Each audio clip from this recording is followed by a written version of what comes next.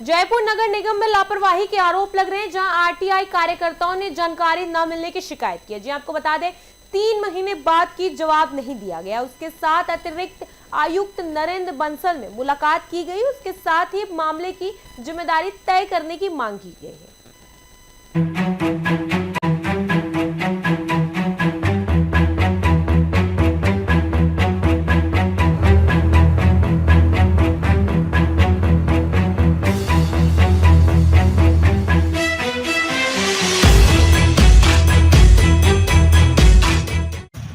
आज आप यहाँ लालकोटी नगर निगम के हेड ऑफिस में आए हैं, क्या कारण है?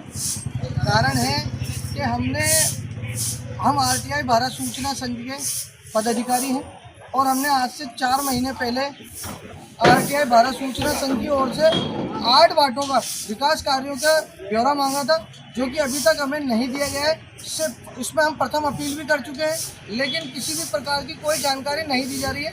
तो यहाँ आने का उद्देश्य क्या था आपका? हम जो यहाँ पे प्रथम सूचना अधिकारी है, अपीली अधिकारी है, उनके पास आए थे, लेकिन उन्होंने अपना पल्ला झाड़ते हुए हमें ये कहा कि आप आमेर जोन जाइए, वहीं से आपको जानकारी मिलेगी। तो किस अधिकारी से आपने बात की आज?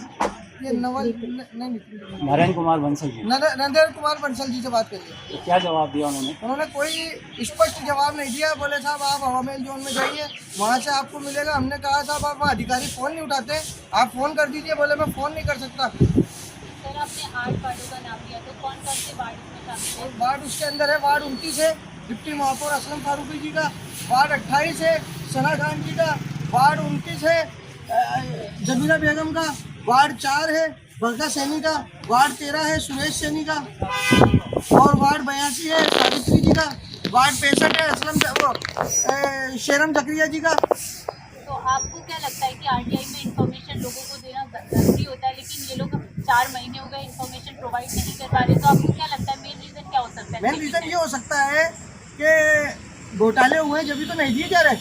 कुछ तो घोटाला है, घोटाले हैं जब तो अधिकारी मिले हुए, नहीं तो हर सूचना का अधिकार की तिथि नियमित है, उसमें दिन अवधि दिए थे कि साहब इतने दिन में देना पड़ेगा, लेकिन उन्होंने अपील करने के 30 दिन बाद भी हमें कोई सूचना नहीं दी। प्रथम अपील करने के 30 दिन बाद भी अभी तक सूचना नहीं है। सिर्फ हमें पास में लेटर आते हैं तसल्ली के लिए, मीठी टॉफी के लिए कि इनको जल्दी सूचना दी जाए, लेकिन सूचना नहीं दी जा रही।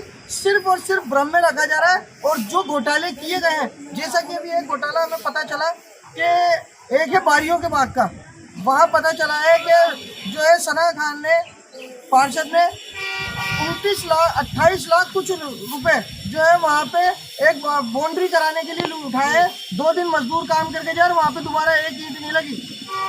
तो सर आपने जैसा कि अभी कह दिया गया कि हवा महल जोन में जाके फिर से शिकायत करिए, आप उनके पास कितनी बार गए और हर बार आपको क्या जवाब मिला वहाँ से? वहाँ हम नहीं गए, हम उनको अधिकारियों को फ़ोन करते हैं। हमारा काम जाने का थोड़ी है। हमने पत्राचार किया है, पत्राचार से जवाब मांगा है। तो फिर उन्होंने क्या कहा? आरटीआई में कहीं ये नहीं लिखा है कि आप उनके पास जाके जवाब मांगेंगे, आपको जाना पड़ेगा। हमने पत्राचार किया है, पत्राचार के जवाब पत्राचार के नाम पे हमें ये लेटर की टॉफी कमा दी जाती है, जो सिर्फ लेटरबाजी चल रही है। इस लेटर में क्या लिखा हुआ है सर? उसके अंदर भी यही लिखा हुआ है कि आपको सब जल्द सूचना दी जाए। कब कोई तिथि समय लिए कब दी जाएगी, कितने दिन में दी जाएगी, कुछ समय का पता नहीं है। तो इस वक्त हमारे साथ एडवोकेट भी मौजूद है, आइए उनसे बात करते हैं। तो मैम सबसे पहले मैं आपसे जानना चाहूँगी, जब हम आरटीआई में एप्लीकेशन लगाते हैं किसी भी इन्फॉर्मेशन को पाने की, तो नॉर्मली कितने दिन में इन्फॉर्मेशन दे दी चाहिए? मैम देखिए ये होता है 30 डेज़ में आपको इन्फॉर्मेशन मिल जाती है। अगर नहीं दी जाती है तो अकॉर्डिंग टू सेक्शन 91 आपको फर्स्ट अपील फाइल करने का राइट है आफ्टर द 30 डेज। उसमें आपके पास 30 डेज़ का टाइम होता है, इन्फॉर्मेशन देते हैं। वैलिड नहीं देते हैं तो देन 19(3) में आप वापस से सेकेंड अपील में जा सकते हैं। अकॉर्डिंग टू द सेक्शन 20 आप उनसे फाइन जुर्माना ले सकते हैं, जो उनका 25 रुपीज़ पर डे के अकॉर्डिंग लगेगा। आफ्टर दैट अगर नहीं होता है तो लास्ट रेमेडी हमारे पास होती है, हम हाईकोर्ट में रिट लगा सकते हैं अंडर आर्टिकल 226।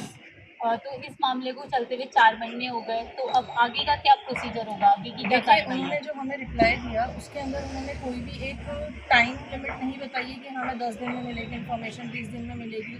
ना उसमें ये लिखा हुआ है कि कौन से अधिकारी से हम इन्फॉर्मेशन ले सकते हैं। तो ये टोटली फैब्रिकेट करने वाली बातें हो गई। चीज़ों को आप एक क्लैरिटी से आंसर नहीं दे रहे हैं। ट्रांसपेरेंसी नहीं हो, ट्रांसपेरेंसी उसी जगह नहीं होगी जिस जगह पे आपको पता है कि कुछ ना कुछ फिशी है। जी मैम, तो अब आगे का क्या प्रोसीजर है, आगे क्या कार्रवाई आगे होगी अब? जैसा कि मेरे साथ वाले हैं, उन्होंने सेकंड अपील के लिए इसमें लगा रखा है, सेकंड अपील का अप्लाई किया हुआ है। सेकंड अपील का टाइम हमारे पास 90 डेज़ का होता है, विद इन 90 डेज़ हमें सेकंड अपील फाइल करनी होती है। अगर ये 90 डेज़ के बाद भी हमें नहीं जवाब देते हैं तो फिर हम RTI के अधिकारी के पास जाकर के उनसे रिक्वेस्ट करेंगे कि आप उनको बुलाएं, अदरवाइज़ उनके ऊपर जुर्माना होता है जो कि 25,000 तक हो सकता है।